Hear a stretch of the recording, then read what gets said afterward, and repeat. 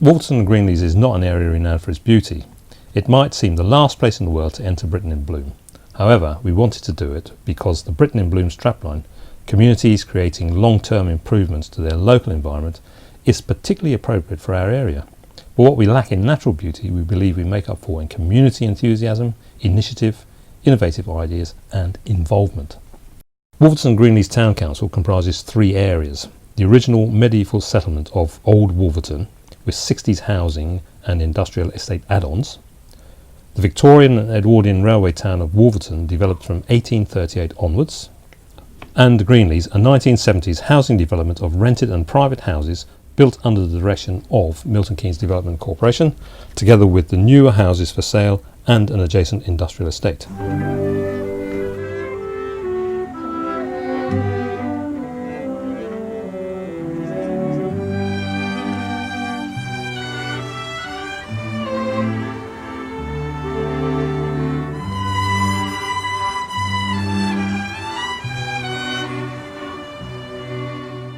Wolverton and Greenleys is a comparatively deprived area with higher unemployment compared to Milton Keynes as a whole. It has a relatively high number of young people and a diverse ethnic population largely made up of a Pakistani community. The Greenleys area is among the top 20 most deprived estates in Milton Keynes. Wolverton and Greenleys Town Council makes a considerable commitment to caring for and enhancing the local environment through an investment of more than £50,000 per year in a caretaking team which maintains the lamp standard hanging baskets throughout the area, looks after the town hall gardens, helps maintain the allotments as well as clearing rubbish and graffiti. Just as important is the wholehearted support and encouragement they offer to local community initiatives where they give caretaker support and public liability insurance for volunteers and events.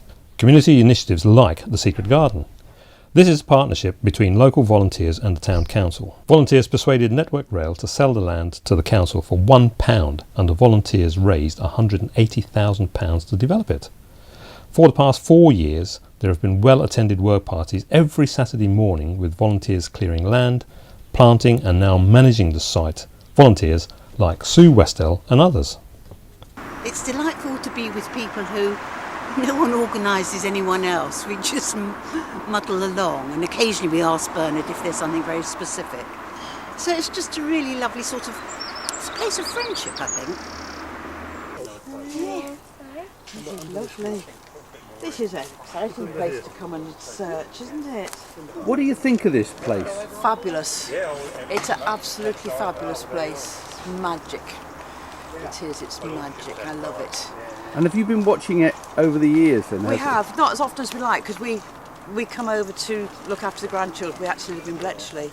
But since it started, we've been, whenever we can.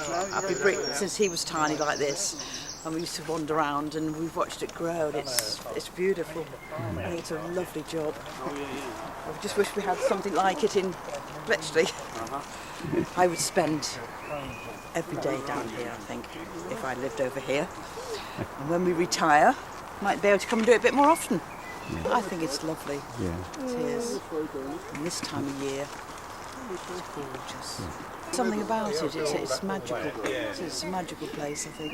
It's perfect for children, for town children to get a chance to see what it should be like. The Garden Volunteers also promote 3 annual Sunday afternoon family music concerts.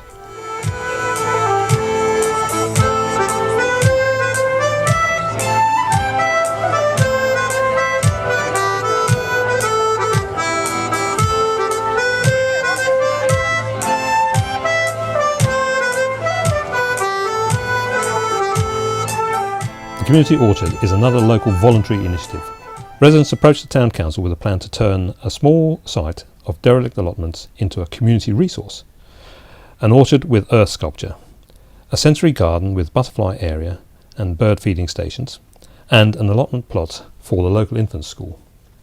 We were delighted to learn that it has won Best School Garden for the MK Citizen Garden competition this year.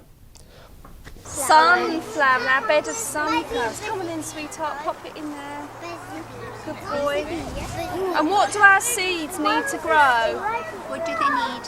Water. And what else do they need? And sunshine. And do you think we're going to get some water and some sunshine? Do you think it's going to rain? The Wyvern School are up today to plant their bed of sunflowers that they plant every year, potatoes, courgettes, squashes and cucumbers that they can look after at school and then bring back to the allotment to plant in a few weeks' time. We are also proud of what our area does in terms of recycling and sustainability. Wolverton is home to the city's materials recycling facility that has one of the largest capacities for handling recycling in the UK. In November 2006, Wolverton was awarded more than £500,000 to carry out a range of green infrastructure projects in and around Wolverton and Greenleys. Together, these 41 projects have improved biodiversity, created new wildlife habitats and improved public access to green spaces. A number of the projects were themed around developing a sustainable food system. The most significant of these is the 3-acre Urb Farm occupying a former disused tree nursery between Wolverton and Greenleys. It is a collaboration between two Wolverton-based organisations, Food Train and Milton Keynes Christian Foundation, who run Growing People, a horticultural training scheme that engages young people who have left school without the necessary skills to go on to employment or further training. Currently, the trainees are based on the Stacey Hill allotment site. The project was kind of set up because we already had a cafe and we wanted to grow food for the cafe, and we also wanted to provide training in horticulture for the young people. So it was kind of a result of that, and also my personal interest is that I want to teach young people about the environment and concerns like global warming, and it seemed like the best way to engage people in that dialogue would be to do something practical. So that's really the reason why. And tell me a little bit about the urban farm. What's your hopes for that? Well, we grow mainly salad here now, and we have been doing salad bags, and we do deliveries around Milton Keynes, which is really nice for the young people because they get to see a real value in what they're doing other than just the satisfaction of growing stuff. But when we move to the urban farm, the idea is that that's going to be on a much bigger scale. We're going to have quite a large area for growing salad crops, and we'd also like to we'll have the opportunity then to engage more community groups rather than just our training course. We'll be able to get other community groups involved and schools and things like that, because there'll be the space for it then. So that'll be really exciting. Been through a bit of a rough time on that, and I ended up leaving college, or I was doing art and design, and then I went to Connections, and they suggested I come to the Christian Foundation and do a course here, and I thought, I'll pick horticulture because I haven't really done much in that, and I thought if I don't like it I can always switch, but I've stuck with it because I really like it. What's the great attraction then with it? I guess it's just like working outdoors and getting your hands dirty, and knowing that like you're growing things, you're making things come into life and that, and you can I'm not sure. I just really enjoy it. And what about the future? What are you going to do? This training's inspired you to get further training, has it? What? Tell me. Well, in September I'm going to Malton College to do horticulture national diploma, and then I suppose I'll see what careers I can go from there. So I just I really like it.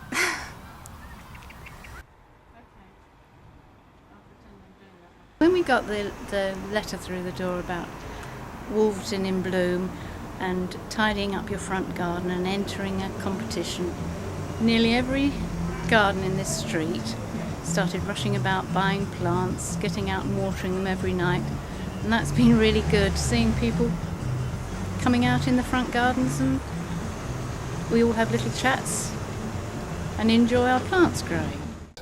We do feel that this year there is a greater awareness and interest in Britain in bloom than last year, as witnessed by a greater profusion of window boxes, hanging baskets, neater hedges and so on.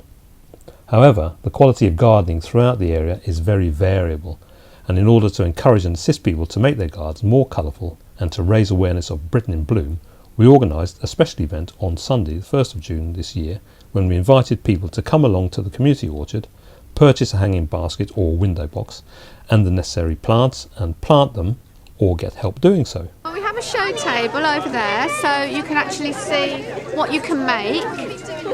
You can make a small corner basket for £4, slightly bigger one for £5, £6, and they go up to £9. That's make them yourself over at the table. But if you'd like to buy one already made up, they're just 50p extra.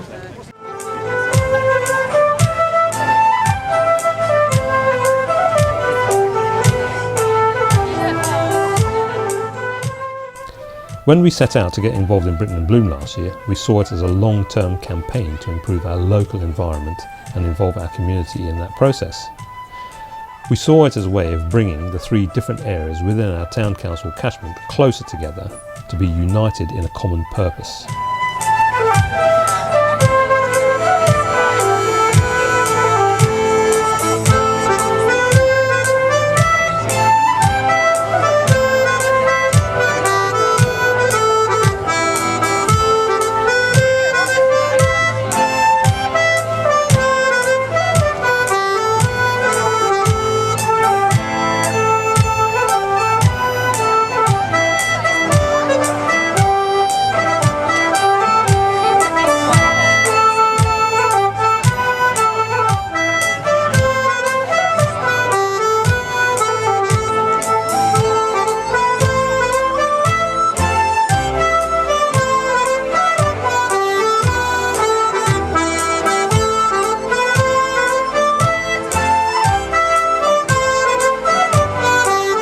This is not an area where gardening is a high priority for many people. Poverty and deprivation is a reality for a section of our population, and they have more pressing matters on their mind than planting hanging baskets. But if we can lift the quality of our local environment, keep it well maintained, clean and attractive, and encourage others to get involved in this, we are optimistic enough to believe that such a movement can be infectious and can induce communal pride and real long-term improvement to our local environment.